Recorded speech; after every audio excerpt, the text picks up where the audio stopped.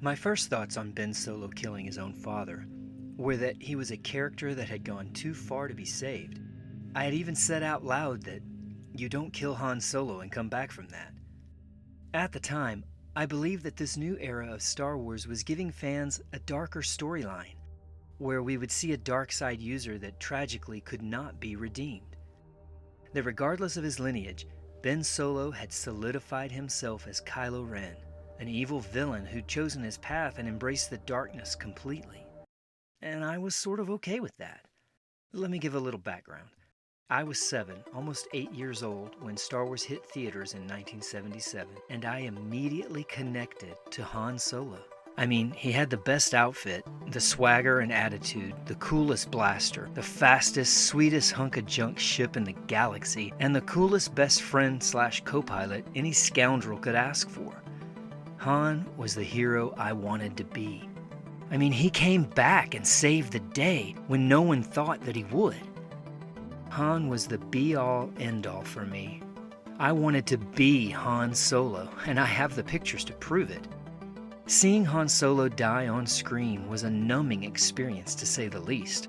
Even though I went into The Force Awakens with that expectation because I knew Harrison Ford's views on the character from back in the day, it was a shock that it happened the way that it did. I thought that it would be a heroic moment where he saved the day with a swashbuckling sacrifice full of swagger as only Han Solo can do. But it was at the hand of his own son who was choosing a life of evil. I mourned Han's death, but I was angry at Kylo Ren. If darkness was the path he'd chosen, then so be it. Let him die in darkness. That seems pretty dark of me, I know, but bear with me. After all, it was a new era. J.J. Abrams had set the tone for the trilogy in The Force Awakens. He'd given us a new hero in Rey that was as innocent as she was independent and as good-hearted as she was strong in the Force. He'd also given us a powerful new villain in Kylo Ren, who was from the Skywalker bloodline, yet had still turned to the dark side, embracing anger, hatred, and suffering like his grandfather before him. For some reason, he was enamored with Vader rather than the redemption of Anakin Skywalker. I found this so intriguing, and I wanted him to stay bad. I wanted him to be the dark side. His on-screen displays of raw, uncontrolled anger seemed like a child throwing a fit, and it made me chuckle uncomfortably every time I'd watch it. I mean, this guy's not right. He's not the calm, seething anger of Vader or Palpatine. He is rage unleashed. Yeah, I liked it. Even if it made him seem one-dimensional, I liked that he was unhinged. Let him be just that. Let him walk away from all that is good and light and be the cautionary tale at the end of the saga. Man, you don't want to be that guy. He gave it all to the dark side and died that way, and it was horrifying what happened to him, and tragic too. Yeah, sure, tragic. I was all set for this new dark side, light side duo to duke it out at some point to the death. I wanted there to be a powerful story arc full of tension and anger and Ben's hatred for all good things, and for it to all have some deeper meaning that would make it satisfying that Kylo Ren got what was coming to him for killing his own father and choosing the path of evil. And then The Last Jedi happened. It happened, and I didn't know up from down, left from right, or head from tails. My mind was effectively and efficiently blown, thanks to the amazing storytelling of Rian Johnson. I wanted to stand by my initial thoughts about Ben killing Han Solo and not coming back from that, but Rey had sensed conflict in Ben. Snoke had said that the deed split his spirit in two. These things made me see that Kylo was a more deeply written character than I'd given him credit for. I'd only considered him as Kylo Ren, lost son of Han and Leia, which was just the vehicle for a really angry and unredeemable villain. I didn't see him as Ben Solo, still beloved son of Han and Leia, who was manipulated and deceived, but still their boy, which is how his parents viewed him. I was looking at him through the lens of a fan, and not through the eyes of a parent. I think we can all agree that a good storyteller knows how to serve the story, not just the fandom. The moment in The Last Jedi when Ben and Leia connect in the Force and Ben doesn't shoot, that was some moment. He couldn't do it. He'd killed his father and it unexpectedly tore him apart, so he hesitated in killing his mother. I'd actually forgotten that Leia had told Han in The Force Awakens, "There's still light in him, I know it." But it was not long after that when Ben killed his father, so I assumed Leia was wrong. But was she? Was she wrong? Was there still light in Ben Solo? Or was he truly dead, as Kylo Ren had stated to his father? These questions bounced around in my mind as I recalled Vader saying the same words to his son Luke. That name no longer has any meaning for me. The name Anakin might not have had meaning anymore, but the son standing in front of Vader had kindled emotions long gone. Conflict that had been suppressed for decades had now slowly risen back into the soul of Anakin Skywalker. That conflict was Vader's undoing and Anakin's redemption. Kylo Ren claimed that Ben Solo was weak and so he killed him. The ultimate test of this was in killing his own father to prove himself worthy to an unworthy father figure substitute in Snoke. Yet the immediate remorse on Kylo's face, Ben's face, in the seconds after Han Solo fell silently into destiny, told another story.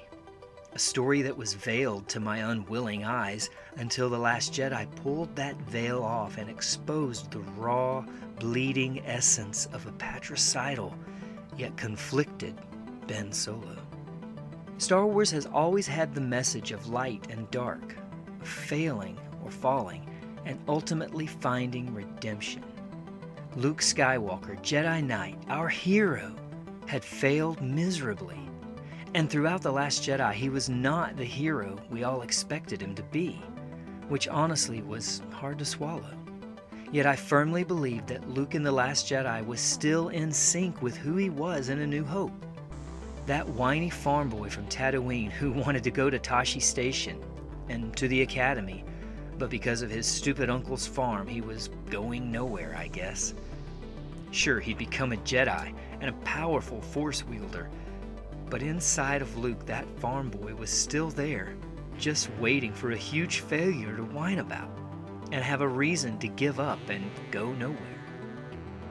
I'll be 50 years old this year, and I hope that I've gained a modicum of wisdom and maturity in that amount of time, but I'll be the first to admit that sometimes that middle child who sulked when he didn't get his way still rears his bratty head up now and then. It's part of the human condition. The Luke we saw in The Last Jedi was as human as I am, and I related to that. By the end of The Last Jedi, though, Luke had found peace and purpose again. He was redeemed as he sacrificed himself so his sister and friends could safely escape, and he left his nephew with the poignant words of Ben's father. "See you around, kid." Even then, seething with hatred and venom towards his uncle, those words had to sting, had to have struck a chord in Ben's conflicted soul. Words that reminded him of who he was, of whose he was, where he came from, and to whom he belonged. Family. The Skywalker family. He cannot deny the truth that is his family. This is where I became conflicted with my own previous theories. Did I really want to see a Star Wars storyline in which a Skywalker, the son of Leia and nephew of Luke, the son of my favorite scoundrel, Han Solo, did I truly want to see that son die a villain? Unredeemed? Wasted by the dark side? The more I thought on that, the more wrong it felt. It meant that the dark side would be the winner. Even if Rey rose victorious and cut Kylo down with his own grandfather's laser sword, the light would be losing the last son of Skywalker to darkness. No, that is not something I really want to see in the Skywalker saga, though it may still happen, and it may have a powerful emotional impact that eventually makes sense, I think it would be too tragic. Star Wars is for kids, after all.